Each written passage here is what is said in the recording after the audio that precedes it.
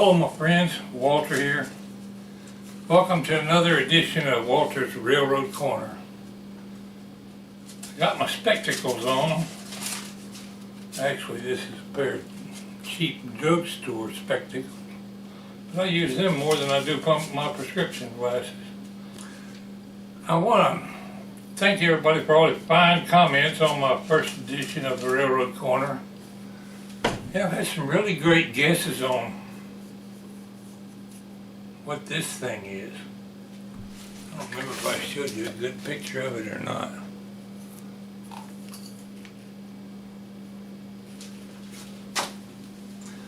But I asked in my last video, what is it? Well, I thought I'd just mention a few of the comments I've had on my video. There's some really great guesses. And I guess it's time to tell people exactly what it is. I had many fine comments.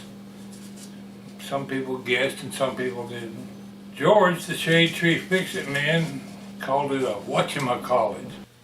North Carolina plant doctor, a friend of mine, says that now that I have my horns on the wall like some kind of hunter, like some kind of hunter's prize, what did I shoot, a Jeep 9? Rob Kett guessed it could be a fitting to jam two pipes of different sizes together, and asked regarding my reverser handle, is there a locomotive somewhere that can't go backwards due to the reverser handle missing? Dolly 244 says now that my horns are mounted on the wall, Contrary Mary can push a button and signal me that lunch is ready. James Marks says it's a flag holder for those white flags you sometimes see on the front of a locomotive. White flag usually signifies a work train. Silver Turtle guessed a flag holder or a lantern holder. Stan Pedersen guessed the white thing had something to do with a runaround hose.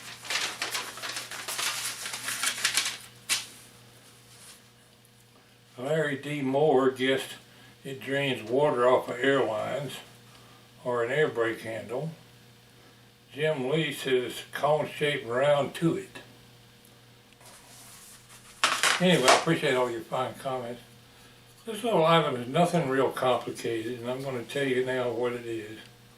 It's a fitting, screws onto a 3/4 inch pipe that runs from the ground level of a caboose or locomotive up to the top of the caboose, connected to a gravity-fed water tank. This cabooses had on Norfolk Southern had a gravity-fed water tank, and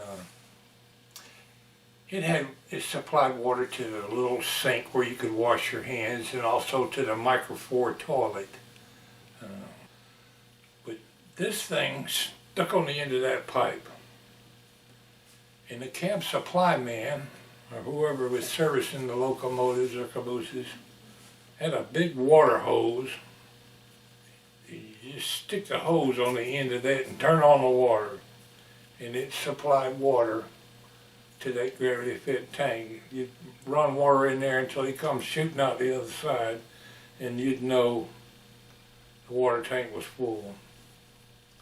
So it's nothing real complicated. It's just a fitting that you stick a hose onto to supply water. And some of you had some really great guesses. I worked a caboose track in Atlanta for a good 2 or 3 years, and my duty on the caboose track was maintaining and servicing cabooses. I worked a lot on micro 4 toilets.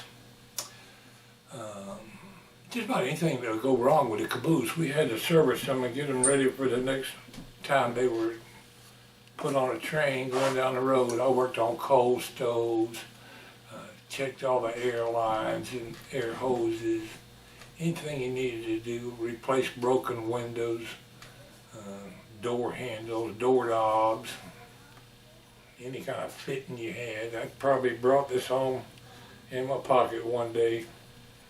I don't even remember when I picked it up. Anything to do with working on cabooses, I did. I worked that job 2 or 3 years. Now, I mentioned the cab supply man. His duty was to come down to the cab track or go and meet a train quite often. They had a truck especially for him. And he would take big bags of coal, make sure they were supplied with coal, drinking water. He would sweep out the cabooses and make sure they were clean. He would go on the locomotive and put not necessarily the locomotive, the caboose, put draw head cables and chains and hammers and chisels and whatever they might need into toolboxes to make sure the cabooses were properly supplied for the next time they go out. Another thing I often did was service the radios, check them to make sure they worked. I don't remember, I could go through a dozen different jobs that I did on the cabooses, but I just thought I'd mention that. Every once in a while I'll see a caboose that I'll remember. Many of them are sitting in a siding somewhere, and I really hated to see the cabooses go. But the railroad sees no benefit in keeping them. Every once in a while I'll see a caboose. I might be able to share a few stories with you from time to time regarding the cabooses. That's it all for Railroad Corner today. I appreciate you listening, my friends. Thank you for all your fine comments.